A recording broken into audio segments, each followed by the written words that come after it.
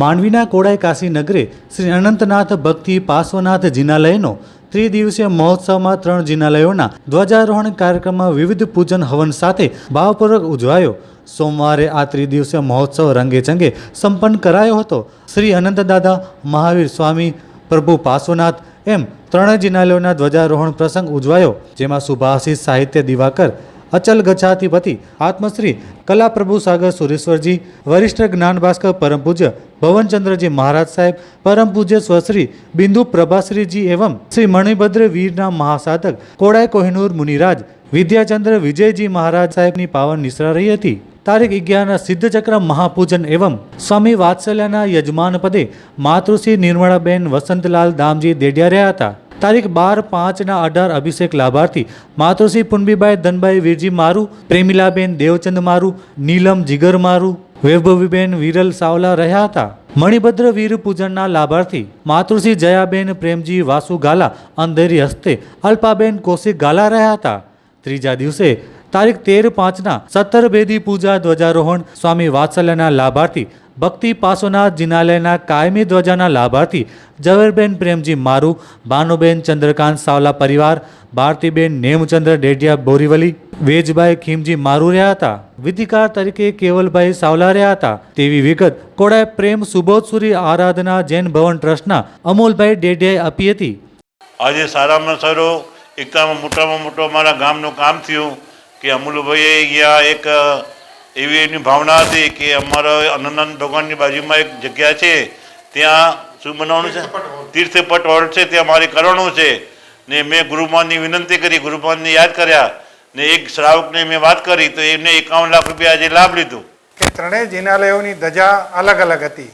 2 મહિને 1.5 મહિના સમયાંતરે કચ્છ અને ગુજરાતના ઇતિહાસમાં અમે ઘણા આચાર્યોને પૂછી અને પછી મોટા દેરાસર એટલે કે અનંતનાથ દેરાસરની ધજા સાથે વૈશાખ સુદ છઠના દિવસે 3 દેરાસરની ધજા એક સાથે કરી એ એક ઐતિહાસિક દાખલો છે।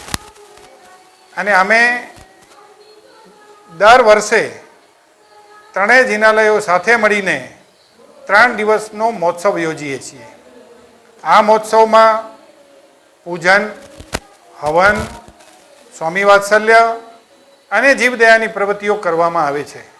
આજે જીવદયાની પ્રવૃત્તિઓમાં કોડાઈની તમામ ગાયોને લીલોચારો, કોડાઈના આજુબાજુમાં વિસ્તારમાં રખડતા ભટકતા નિરાધાર પશુઓને પણ લીલોચારો, ગૌશાળાની ગાયોને લાપસી, ચબૂતરાને ચાણ, કીડિયારાના 500 નારિયેલ અને કૂતરાઓને ખીચડી, એટલે એક પણ જીવજંતુ આજના દિવસે કોડાઈ કાશી તીર્થભૂમિની જેટલી હદ આવે છે એમાં કોઈ ભૂખ્યો ન રહે એની અમે પણ ચિંતા કરી છે।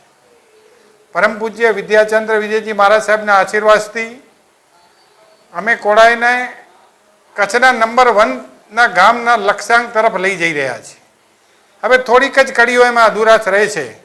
એમના અને રાજકારણના આશીર્વાદથી અમે કોડાઈ વિસ્તારમાં એવું કામ નહીં હોય કે જે હવે બાકી હોય, અને હજી પણ જે નવા કામો આવે છે એ અમે ટ્રસ્ટ અને સરકારના માધ્યમ દ્વારા પૂરા કરીએ છીએ।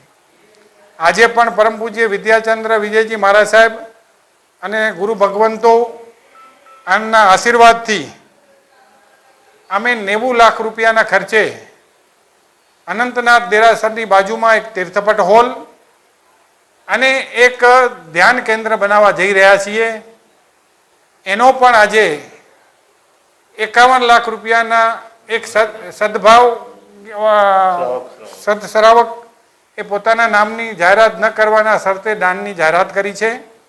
બાકીના પૈસા પણ ટૂંક સમયમાં થઈ જશે, એટલે વહેલામાં વહેલી તકે અમે એનું પણ ખાતમુહૂર્ત કરી અને એ સંકુલ નવું બનાવશું।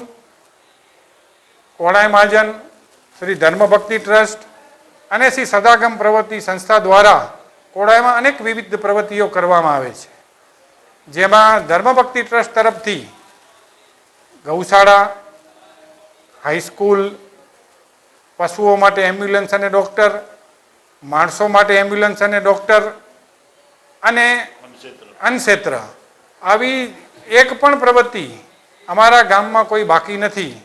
કોઈ પણ ગરીબ માણસ હોય, એનો મા કાર્ડ, આધાર કાર્ડ ક્યાંય તકલીફ હોય તો મહારાજ સાહેબને કહીએ તો એના માટે પણ અમે પૈસાની વ્યવસ્થા ચૂપચાપ કરી દઈએ છીએ. એની કોઈ અમે જાહેરાત કરતા નથી. આવા ત્રિવેણી સંગમના ભાગરૂપે આજે ખૂબ જ સરસ મજાનો મહોત્સવ રંગે ચંગે ઉજવાયો અને આજે મહોત્સવનો છેલ્લો દિવસ છે.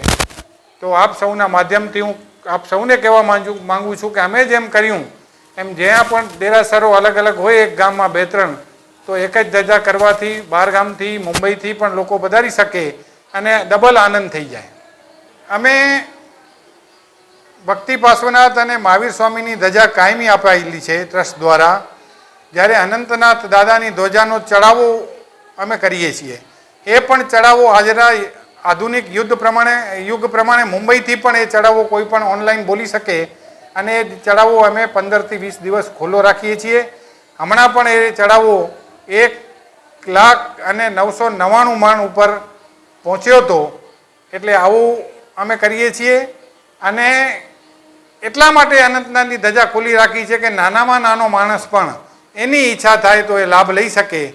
એટલા માટે અમે એ ચડાવો બોલીએ છીએ.